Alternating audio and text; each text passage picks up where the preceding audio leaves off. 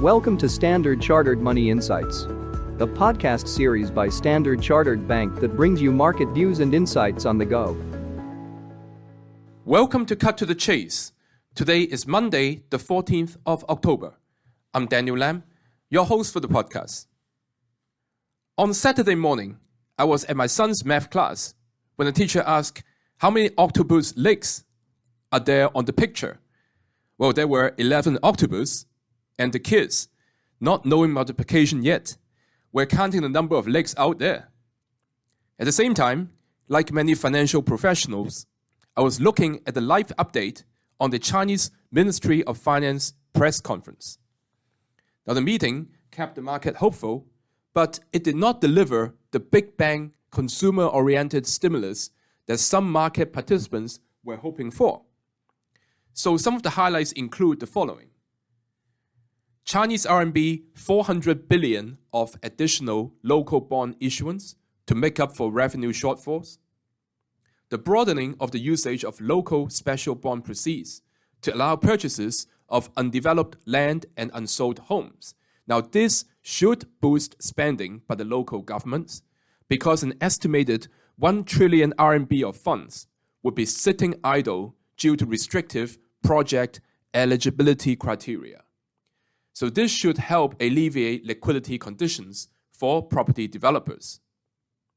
Also, there is a one-off large-scale debt quota for local hidden debt swaps aimed at reducing local government's debt burden, such that they can devote more resources to developing the economy. Now, this is larger in scale than any recent debt resolution program, according to the MOF, and the details will be disclosed after legislative procedures are completed.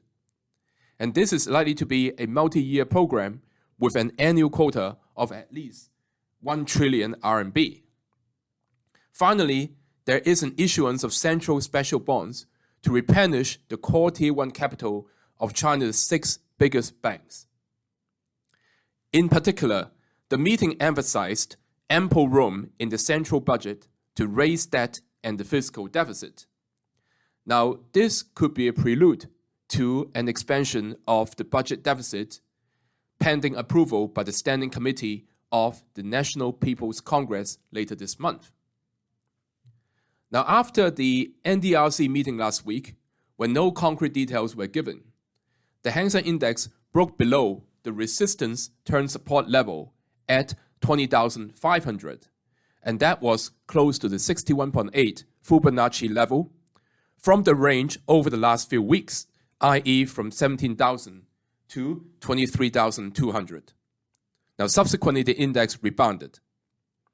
Recall that 20,000 to 22,500 is our base case, while 18,000 to 20,000 is our bear case, should the fiscal stimulus underwhelm market expectations. We believe the index is likely to trade at the weaker end of the base case or close to the stronger end of the bear case before any further significant government announcements. Investors may consider adding incrementally to laggards in the consumer-related sectors, such as consumer discretionary and communication services. That is all from me for today. As always, if you enjoy this podcast, please don't forget to rate and like it. Thanks for listening, and we wish you a happy day ahead. Thank you for listening to Standard Chartered Money Insights, a podcast series by Standard Chartered Bank. For more details, visit Market Views on the Go on our website or click the link in the description.